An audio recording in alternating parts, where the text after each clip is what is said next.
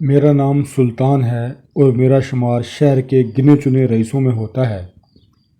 میری عمر اس وقت 200 سال کے لگ بھگ ہے، مگر میں ابھی تک جوان ہوں، جبکہ میرے بیٹوں کے بیٹے بھی بوڑھے ہو کر مر کھپ گئے ہیں۔ میری اس لمبی عمر کا راز کیا ہے؟ میں ایک غریب انسان سے رئیس کیسے بنا؟ یہ ایک ایسی ہولناک داستان ہے کہ تمام واقعات یاد کر کے ابھی بھی میرے رونگٹے کھڑے ہو جاتے ہیں۔ یہ آج سے تقریباً 200 سال پہلے کی بات ہے۔ میں اس وقت جوان تھا اور ایک فرم میں ملازم تھا جو امپورٹ ایکسپورٹ کا کام کرتی تھی۔ کام کے سلسلے میں مجھے ایک بار بیرون ملک جانا پڑا۔ مجھے بحری جہاز سے سفر کرنا تھا، چنانچہ مقررہ تاریخ کو میں بندرگاہ پہنچا اور بحری جہاز میں سوار ہو گیا۔ اس وقت میں سوچ بھی نہیں سکتا تھا کہ میں اپنی منزل پر کبھی نہیں پہنچ سکوں گا۔ وہ بہت بڑا بحری جہاز تھا، اس میں 1100 کے لگ بھگ مسافروں کی گنجائش تھی۔ جہاز میں کل 500 کیبن تھے، میں نے بھی ایک کیبن بک کرایا ہوا تھا۔ جہاز کے بڑے ہال میں مسافروں کی تفریح کا خاطر خواہ انتظام تھا۔ پروجیکٹر کے ذریعے فلمیں دکھائی جاتی، انڈور گیمز کا بھی بندوبست تھا، اس لیے سفر بڑے مزے سے کٹ رہا تھا۔ سفر کا چھٹا دن تھا، میں اپنے کیبن میں بیٹھا ناول پڑھ رہا تھا کہ زوردار جھٹکے لگے۔ میں گھبرا کر کیبن سے نکلا تو دیکھا کہ ہنگامہ برپا ہے۔ سمندر میں طوفان آ گیا تھا، عورتوں اور بچوں کی چیخو پکار نے قیامت کا سسمہ باندھ رکھا تھا۔ بڑی بڑی موجیں ٹنوں وزنی جہاز کو تنکوں کی طرح ادھر ادھر اچھال رہی تھی۔ میں کپتان کے کیبن کی طرف بھاگا۔ کپتان انجن روم میں تھا اور جہاز کو بچانے کی ہر ممکن کوشش کر رہا تھا، مگر بکھری ہوئی موجوں کے آگے بالکل بے بس تھا۔ جب تباہی سامنے نظر آنے لگی تو لائف بوٹس سمندر میں اتاری جانے لگیں۔ مسافروں میں دھکم پیل شروع ہو گئی۔ اپنی جان بچانے کے لیے لوگ سب کچھ بھول گئے تھے۔ عملے کے لوگ چیخ چیخ کر انہیں پرسکون رہنے کی ہدایت کرتے، مگر کوئی ان کی بات پر کان نہ دھرتا۔ اس افراتفری میں درجنوں بچے اور بوڑھے پاؤں تلے کچلے گئے۔ لوگ لائف بوٹس میں چھلانگ لگا رہے تھے، مگر جب لائف بوٹس میں گنجائش سے زیادہ افراد جمع ہوتے تو وہ پھٹ جاتی۔ میں بھی ایک لائف بوٹ میں چھلانگ لگا چکا تھا۔ اس میں پہلے سے کافی لوگ تھے اور ابھی چھلانگ لگانے کا سلسلہ جاری تھا کہ عملے کے کسی فرد نے رسا کھول دیا۔ لائف بوٹ موجوں پہ اچھلی اور الٹ گئی۔ میں مضبوطی سے کشتی کے کنارے کو پکڑے ہوئے تھا۔ خدا کو زندگی منظور تھی اور قسمت میں بھی ان ناقابل یقین واقعات سے دوچار ہونا تھا جو اب میں آپ کو سنا رہا ہوں۔ کشتی جب سیدھی ہوئی تو میں اس کے اندر تھا۔ بے شمار لوگ چیختے چلاتے ہوئے پانی میں ڈوب رہے تھے۔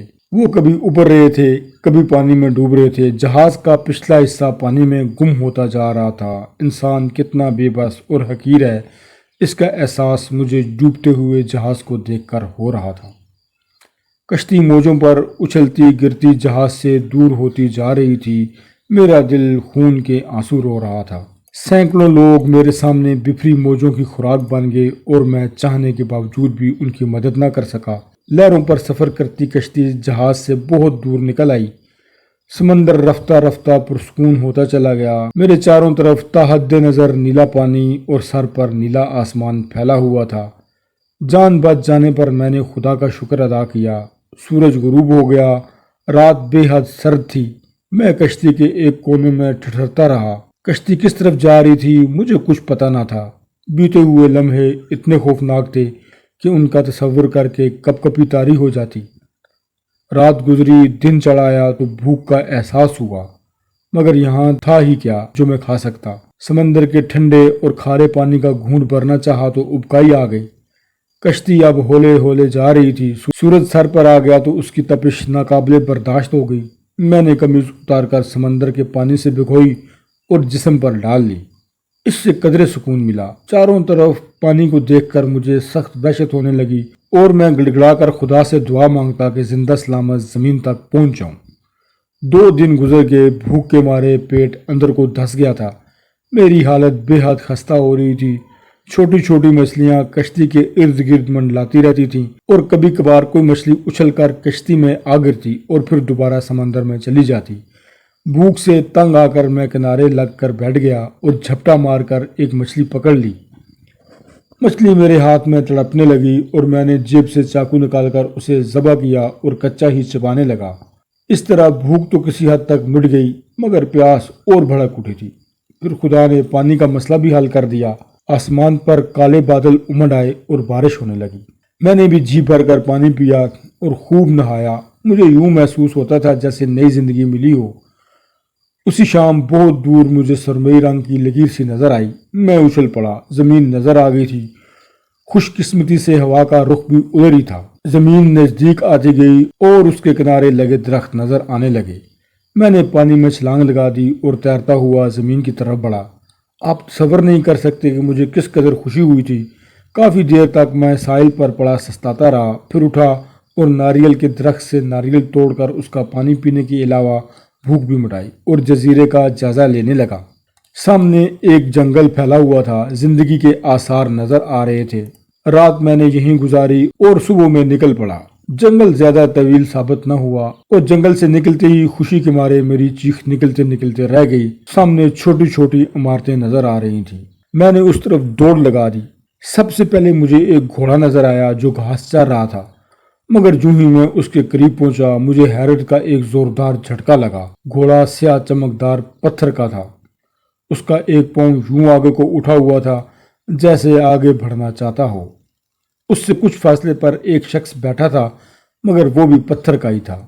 اس کے ہاتھ میں ایک رسی تھی اور ہونٹوں پر مسکراہٹ پھیلی ہوئی تھی۔ سرسری نظر سے دیکھنے پر وہ گھوڑا اور شخص اصلی اور گوشت پوست کے لگتے تھے۔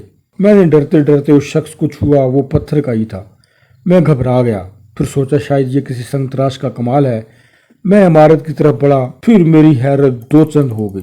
عمارت میں مجسمے موجود تھے، کوئی بیٹھا ہوا تھا تو کوئی چارپائی پر آرام کر رہا تھا۔ کسی کا ایک پاؤں یوں اٹھا ہوا تھا جیسے چلتے چلتے رک گیا ہو۔ خوف کی ایک سرد لہر مجھے اپنے جسم میں دوڑتی ہوئی محسوس ہوئی۔ دل کی دھڑکن تیز ہو گئی تھی اور میں آنکھیں پھاڑے یہ منظر دیکھ رہا تھا۔ ان عمارتوں میں موجود ہر شے پتھر کی تھی، بس میں ایک واحد انسان تھا جو زندہ تھا۔ ایک عمارت کے باہر دو مجسمے ہاتھ میں نیزہ تھامے یوں کھڑے تھے جیسے پہرا دے رہے ہوں۔ میں عمارت کے اندر داخل ہو گیا۔ عمارت بے حد شاندار تھی۔ ایک بڑے سے ہال میں مجسمے اس طرح بیٹھے تھے جیسے دربار لگا ہوا ہو۔ ان کے سامنے تخت پر عورت اور مرد کے مجسمے تھے، دونوں نے بڑا شاندار لباس پہن رکھا تھا۔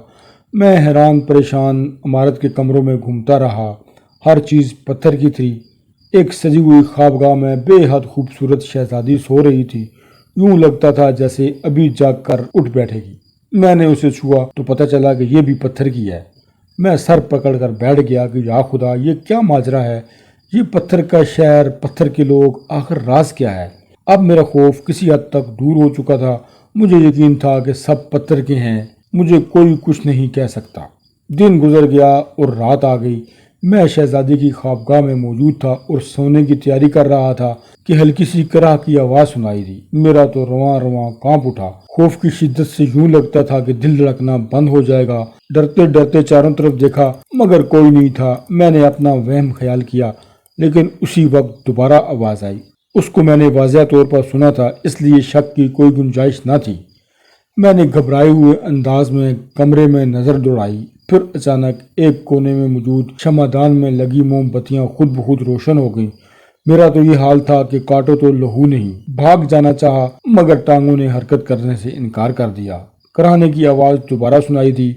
آواز اس مسیری کی طرف سے آئی تھی جس پر پتھر کی شہزادی لیٹی ہوئی تھی۔ پھر مجھے یوں محسوس ہوا جیسے کسی پراسرار طاقت نے مجھے اپنے آئینی شکنجے میں جگڑ لیا ہو۔ میں آنکھیں پھاڑے تکتا رہ گیا۔ وہ منظر ہی ایسا تھا، پتھر کی شہزادی زندہ ہو رہی تھی۔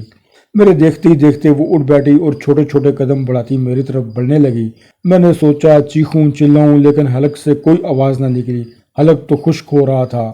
وہ میری طرف آتی گئی۔ پتھر کی وہ شہزادی میرے پاس آ کر رک گئی۔ پھر کمرے میں آواز گونجی، اے اجنبی، خوف کو دل سے نکال دے، تمہیں یہاں کوئی نقصان نہیں پہنچے گا، تم تو ہمارے نجات دہندہ بن کر آئے ہو۔ تو تم کون ہو؟ ابھی تو پتھر کی تھی۔ میں نے اٹک اٹک کر کہا، میں اس سلطنت کی شہزادی ہوں۔ یہ جادو کی سلطنت ہے۔ اب یہاں زندگی اور موت کا چکر نہیں چلتا۔ یہاں وقت کی رفتار بہت تیز ہے۔ یوں سمجھ لو تمہاری دنیا کا ایک سال یہاں کے ایک دن کے برابر ہے۔ شہزادی نے جواب دیا۔ میں منہ کھولے اس کی بات سن رہا تھا۔ شہزادی نے دوبارہ کہنا شروع کیا، تم نے پتھر کے جتنے مجسمے دیکھے ہیں وہ سب انسان ہیں، مگر جادو کے زور سے پتھر کے بنا دیے گئے ہیں۔ بات یہ ہے کہ ہماری سلطنت کا سب سے بڑا جادوگر مجھ سے شادی کرنا چاہتا تھا۔ وہ بولا تھا، میں نے انکار کر دیا اور اس نے طیش میں آ کر سب کو پتھر کا بنا دیا۔ ان میں صرف میں وہ واحد ہستی ہوں جو رات کے وقت پتھر سے دوبارہ انسان بن جاتی ہوں۔ یہ اس لیے ہے کہ اگر میں جادوگر سے شادی پر رضامند ہو جاؤں تو اسی محل کے نیچے جادوگر رہتا ہے، اسے بتا دوں۔ وہ جادوگر 1 ماہ سوتا اور 1 ماہ جاگتا ہے۔ یہ مہینہ اس کے سونے کا ہے، اس لیے تم اب تک زندہ ہو، ورنہ وہ تمہیں جلا ڈالتا یا پھر پتھر کا بنا دیتا۔ یہ کہہ کر شہزادی خاموش ہو گئی اور میری طرف دیکھنے لگی۔ اے شہزادی، اس جادوگر کے خاتمے کی کوئی تدبیر نہیں ہے؟ میں نے پوچھا۔ اب میرے اوسان کافی حد تک بحال ہو چکے تھے۔ تم ہماری دنیا سے تعلق نہیں رکھتے، تم چاہو تو اسے ہلاک کر سکتے ہو۔ سامنے دیوار پر جو تلوار لٹک رہی ہے یہ جادو کی تلوار ہے، اس سے تم جادوگر کے علاوہ اس کے قبیلے میں موجود تمام بلاؤں کا مقابلہ کر سکتے ہو۔ شہزادی نے جواب دیا، تم اس تلوار کو استعمال کیوں نہیں کرتی؟ میں نے کہا، اگر میں دیوار کے قریب جاؤں گی تو جل جاؤں گی۔ جادوگر نے جادو کر رکھا ہے، شہزادی نے جواب دیا۔ ٹھیک ہے، میں تمہاری مدد کروں گا۔ میں نے جوش بھرے لہجے میں کہا، خدا نے چاہا تو ظالم جادوگر مٹ جائے گا، تو پھر تلوار دیوار سے اتار دو۔ میں اس خفیہ راستے تک تمہاری رہنمائی کروں گی جو جادوگر کے ٹھکانے تک جاتا ہے۔ شہزادی نے مسکرا کر کہا۔ میں نے کلمہ پڑھتے ہوئے تلوار اتار لی۔ تلوار غیر معمولی طور پر وزنی تھی اور اس کی دھار بے حد تیز تھی۔ شہزادی نے مجھے اپنے پیچھے آنے کو کہا اور باہر چل دی۔ مختلف کمروں سے گزر کر ہم ایک کنویں کے قریب پہنچے۔ شہزادی بولی، اے رحم دل انسان، اس کنویں کی تہ میں وہ خفیہ دروازہ ہے جو جادوگر کے اڈے تک جاتا ہے۔ تم تلوار دروازے سے لگا دینا، دروازہ خود بخود کھل جائے گا۔ خدا حافظ شہزادی، میں انشاءاللہ کامیاب لوٹوں گا، میں نے کہا اور آنکھیں بند کر کے کنویں میں چھلانگ لگا دی۔ مجھے ایسے لگا جیسے میں کسی تاریک غار میں گرتا جا رہا ہوں۔ خاصی دیر بعد میرے پاؤں فرش سے ٹکرائے۔ میں نے آنکھیں کھول دیں اور میں یہ دیکھ کر حیران رہ گیا کہ میرے چاروں طرف پانی ہے مگر میرے کپڑے خشک ہیں۔ سامنے ایک دروازہ تھا، میں نے دروازے سے تلوار لگائی۔ خوفناک چرچراہٹ کے ساتھ دروازہ کھلتا چلا گیا۔ سامنے سیڑھیاں تھیں جو نیچے کو جا رہی تھیں۔ میں اللہ کا نام لے کر چل دیا۔ دروازہ خود بخود بند ہو گیا تھا جس سے اندھیرا چھا گیا، مگر تلوار سے ہلکی ہلکی روشنی پھوٹنے لگی اور میں سیڑھیاں اترنے لگا۔ آخری سیڑھی پر قدم رکھتے ہی میرے کانوں میں بھنبھناہٹ سنائی دی اور ایک طوفان کی طرح سینکڑوں چمگادڑیں چیختی چلاتی میری طرف بڑھیں۔ میں نے تلوار سیدھی کی، دوسرے ہی لمحے وہ جلنے لگیں اور غائب ہو گئیں۔ میں آگے بڑھا، سامنے طویل سرنگ تھی۔ جو ہی میں نے سرنگ میں قدم رکھا، چیخ و پکار کا ایک سلسلہ شروع ہو گیا۔ ایسے لگتا تھا کہ ہزاروں بدروہیں مل کر چلا رہی ہوں۔ خوف کے مارے میری حالت پتلی ہو گئی، خون رگوں میں منجمد ہوتا محسوس ہو رہا تھا۔ کچھ دیر کھڑا میں ادھر ادھر دیکھتا رہا، پھر کلمہ پڑھتا ہوا آگے بڑھا۔ اسی لمحے انسانی ڈھانچے نمودار ہوئے اور کہکے لگاتے میری طرف بڑھے۔ ان کے ہاتھوں میں تلواریں تھیں۔ مجھ پر لرزہ طاری ہو گیا۔ ڈھانچے میرے قریب آنے کے بجائے کچھ فاصلے پر رک گئے اور مجھے ڈرانے کے لیے الٹی سیدھی حرکتیں کرنے لگے۔ میں نے تلوار گھمائی اور تمام ڈھانچے چیختے چلاتے الٹے پاؤں بھاگ کھڑے ہوئے۔ ان کے جاتے ہی ایک بہت بڑا اژدہا نظر آیا جو آگ اگلتا میری طرف آ رہا تھا۔ میرے تو پسینے چھوٹ گئے، موت سامنے نظر آنے لگی۔ اژدہے نے قریب آ کر زبان لپلپائی اور آواز آئی، اے آدم زاد، زندگی چاہتا ہے تو بھاگ جا، اس تلوار کو ہاتھ سے پھینک دے ورنہ میں تجھے نگل لوں گا۔ میں سمجھ گیا کہ یہ بھی تلوار سے خوف زدہ ہے اور تلوار چھیننا چاہتا ہے۔ میں نے تلوار اس کی طرف بڑھائی اور اژدہا غائب ہو گیا۔ سفر کا سلسلہ پھر جاری رہا۔ سرنگ شیطان کی آنت کی طرح لمبی تھی۔ میں کئی دن اس میں چلتا رہا مگر وہ ختم ہونے کا نام ہی نہیں لے رہی تھی۔ 7 دن بعد اللہ اللہ کر کے سرنگ ختم ہوئی۔ میں ایک بڑے باغ میں پہنچا تو دیکھا کہ شہزادی ایک چبوترے پر بیٹھی ہے۔ مجھے دیکھ کر وہ مسکرائی اور بولی، تم بہت بہادر ہو، تم نے طلسم فتح کر لیا، یہ تلوار مجھے دے دو۔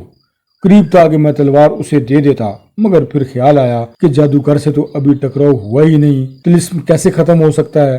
بس یہ خیال آتے ہی میں سمجھ گیا کہ یہ جادوگر کا کوئی چیلا بیٹھا ہے۔ میں تلوار اس کی طرف بڑھائی تو اس نے زوردار چیخ ماری۔ شہزادی کی جگہ ایک بھتنی کھڑی تھی، کالا رنگ، بالوں میں سانپ کل بلا رہے تھے، آنکھیں اس طرح لال جیسے انگارے ہوں۔ اس کے پیلے پیلے دانت ہونٹوں سے باہر جھانک رہے تھے اور ان دانتوں سے خون ٹپک رہا تھا۔ وہ زور سے ہنسی اور بولی، اے آدم زاد، کیوں زندگی کو دھتکار کر موت کو گلے لگاتا ہے؟ اب بھی تیری جان بخشی ہو سکتی ہے، یہ تلوار پھینک دے، میں تیرے لیے دولت کے انبار لگا دوں گی۔ یہ کہہ کر اس نے ہاتھ لہرایا تو فرش پر جگمگ جگمگ کرتے ہیرے جواہرات کے ڈھیر لگ گئے۔ ان کی چمک دھمک سے میری آنکھیں چکا چوند ہو گئیں۔ ان میں ہر ہیرا بطخ کے انڈے کے برابر تھا۔ بتنی نے کہا، یہ سارے تجھے مل سکتے ہیں، شرط صرف یہ ہے کہ تلوار پھینک دے۔ مگر میں بھتنی کے جال میں نہ پھنس سکا۔ میں تلوار سونت کر اس کی طرف لپکا اور وہ شور مچاتی بھاگ نکلی۔ ہیرے جواہرات کے ڈھیر غائب ہو گئے۔ باغ سے نکل کر میں ایک کمرے میں پہنچا جس میں تابوت پڑا ہوا تھا۔ تابوت بہت بڑا تھا، اس کا ڈھکنا اٹھا ہوا تھا۔ میں تابوت کی طرف بڑھا ہی تھا کہ خوفناک آوازیں آنے لگیں۔ بھوت، چڑیلیں اور بھوتنیاں مجھے ڈرانے لگیں۔ تلوار میرے پاس ہونے کی وجہ سے وہ میرے پاس نہ آ سکتی تھیں۔ میں ہمت کر کے آگے بڑھا۔ اس وقت ہواؤں کے جھکڑ چلنے لگے۔ مجھے یوں محسوس ہوا جیسے میں اڑ جاؤں گا۔ پھر تابوت سے جادوگر نکلا۔ اس کا جسم بھینسے جیسا تھا جس پر بڑے بڑے کالے بال اگے ہوئے تھے۔ آنکھیں عقاب ایسی اور ناک طوطے کی طرح مڑی ہوئی تھی۔ اس کے ہاتھ میں ایک ناریل تھا۔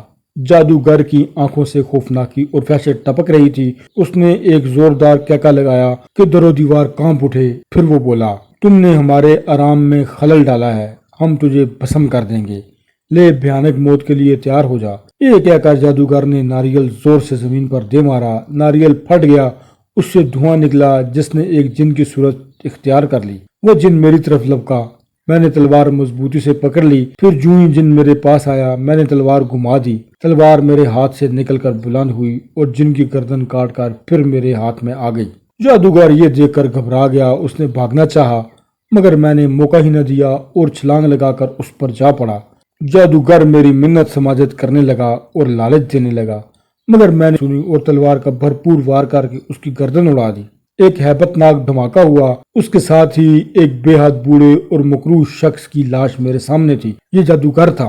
کمرہ، باغ، بھوت سب کچھ غائب ہو گیا۔ میں اب اس کنویں کے پاس کھڑا تھا جس میں شہزادی کے کہنے پر چھلانگ لگائی تھی۔ طلسم ٹوٹ چکا تھا، پتھر کے مجسمے انسان بن چکے تھے۔ شہزادی بھاگتی ہوئی آئی اور میرا ہاتھ پکڑ کر محل میں لے گئی۔ بادشاہ، ملکہ، درباری سب ٹھیک ہو چکے تھے۔ شہزادی نے جب بتایا کہ میں نے ہی جادوگر کا خاتمہ کیا ہے تو وہ سب میرا شکریہ ادا کرنے لگے۔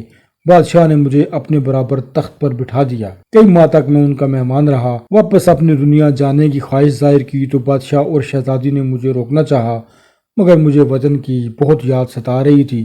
عزیز و اقارب یاد آ رہے تھے۔ بادشاہ نے میرے اصرار پر مجھے واپس بھیجنے پر رضامندی ظاہر کر دی۔ مجھے قیمتی ہیرے جواہرات دیے گئے۔ پھر بادشاہ نے آنکھیں بند کرنے کو کہا۔ آنکھیں بند کرتے ہی مجھے ایسے لگا کہ جیسے میں ہوا میں اڑ رہا ہوں مگر میں نے ہدایت کے مطابق آنکھیں بند رکھیں۔ خاصی دیر بعد ایک آواز میرے کانوں سے ٹکرائی، آنکھیں کھول دو، تمہارا شہر آ گیا ہے۔ میں نے اس ہدایت پر عمل کیا۔ آنکھیں کھولی تو دیکھا کہ اپنے شہر میں موجود ہوں مگر یہ کیا، شہر کا تو نقشہ ہی بدل چکا تھا۔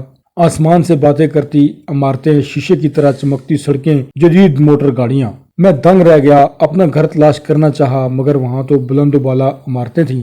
میں نے اپنے بیٹے ندیم کا دریافت کیا تو ایک شخص نے بتایا کہ وہ تو بوڑھے ہو کر مر چکے ہیں۔ حیرت کی زیادتی سے میری آنکھیں پھیل گئیں۔ چند ماہ پہلے ہی تو میں گیا تھا۔ پھر مجھے یاد آیا کہ شہزادی نے کہا تھا کہ ہماری دنیا کا ایک دن تمہاری دنیا کے 1 سال کے برابر ہے۔ اس شخص نے مجھ سے پوچھا کہ آپ ندیم کے کیا لگتے ہیں؟ میں نے کہا، باپ۔ تو بگڑ کر بولا، کیا مذاق کر رہے ہو؟ ندیم صاحب تو میرے دادا تھے۔ مجھے ہنسی آ گئی، یعنی یہ میرے بیٹے کے بیٹے کا بیٹا تھا مگر پھر بھی عمر میں مجھ سے بڑا تھا۔ میں نے اسے یہ نہ بتایا کہ بیٹا میں تمہارا پردادا ہوں کیونکہ اس نے ماننا ہی نہ تھا۔ میری داستان ہی ایسی تھی کہ کوئی اس پر یقین ہی نہیں کر سکتا تھا۔ خود مجھے یہ واقعات پیش نہ آئے ہوتے تو کبھی یقین نہ کرتا۔ میں نے ہیرے جواہرات فروخت کر کے کاروبار شروع کر لیا، نئی شادی کر لی، اب میرے 2 بچے ہیں اور میں مزے سے ہوں۔